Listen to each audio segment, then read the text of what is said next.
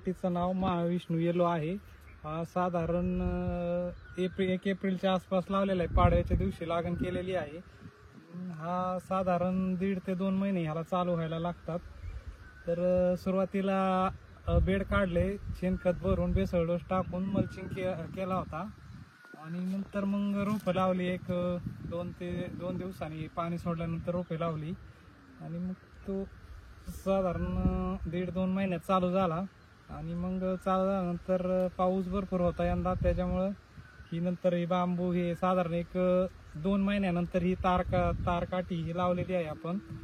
आणि त्याला ड्रीपमधून water soluble खतं वगैरे चालू आहे सगळी.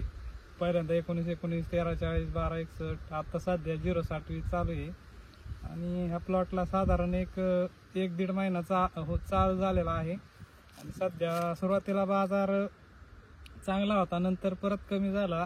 आता सध्या 60 रुपयापर्यंत आहे. 50 ते 60 रुपये बाजार भेटत आहे.